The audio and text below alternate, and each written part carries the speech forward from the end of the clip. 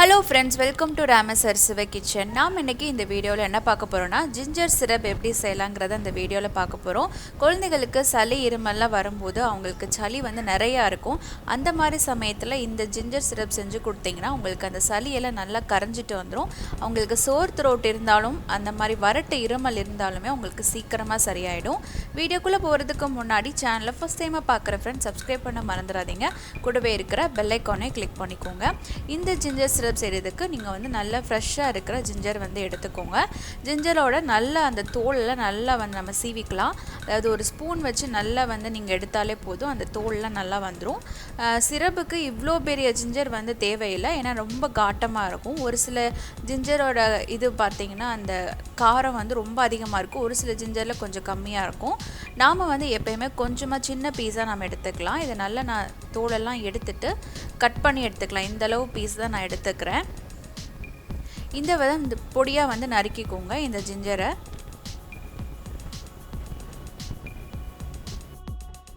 இப்போ இந்த நிறைய பொடியா நறுக்குன அந்த ஜிஞ்சரை வந்து ஒரு இடிக்கல்ல நம்ம சேர்த்துக்கோங்க. அந்த இடிக்கல்ல சேர்த்து நல்லா நம்ம இடிச்சுக்கலாம்.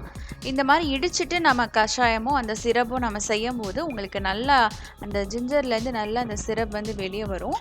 ஸோ அதனால் நம்ம நல்லா ஒரு தடவை இடிச்சுக்கலாம். இடித்ததை ஒரு கடாயில் வந்து எடுத்துக்கோங்க. ஒரு பேனில் வந்து நான் எடுத்துக்கிட்டேன்.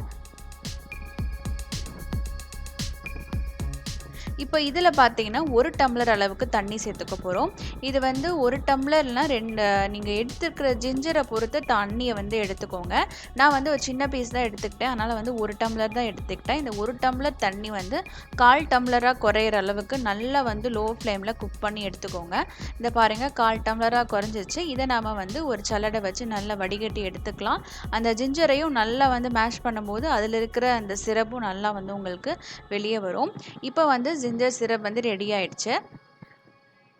இப்போ அடுத்து இதில் சேர்க்க போகிறது பார்த்தீங்கன்னா தேன் தான் சேர்க்க போகிறோம். ஸோ உங்ககிட்ட எந்த தேன் இருந்தாலும் அதை சேர்த்துக்கோங்க. நான் வந்து இந்த ரெசிபி பார்த்தீங்கன்னா 1 வயசு மேலே இருக்கிற குழந்தைகளுக்கு தான் கொடுக்கணும். ஏன்னா தேன் வந்து 1 வயசு கீழே இருக்கிற குழந்தைகளுக்கு கொடுக்கக்கூடாது.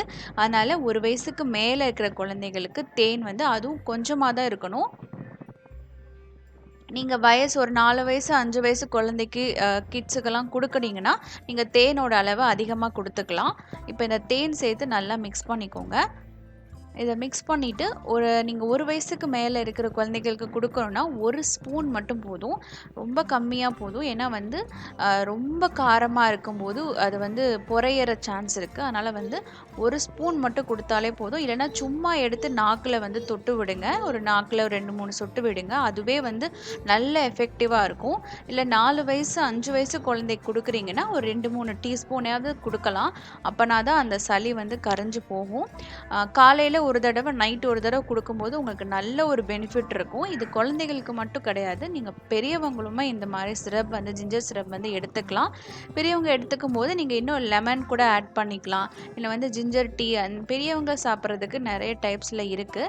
ஸோ ஆனால் வந்து நம்ம கிட்ஸுக்கு இந்த மாதிரி சிரப் வந்து செஞ்சு கொடுங்க. ரொம்பவே எஃபெக்டிவாக இருக்கும். கண்டிப்பாக ட்ரை பண்ணி பாருங்கள். ஆனால் கண்டிப்பாக 1 வயசுக்கு மேலே இருக்கிற குழந்தைகளுக்கு தான் இதை கொடுக்கணும்.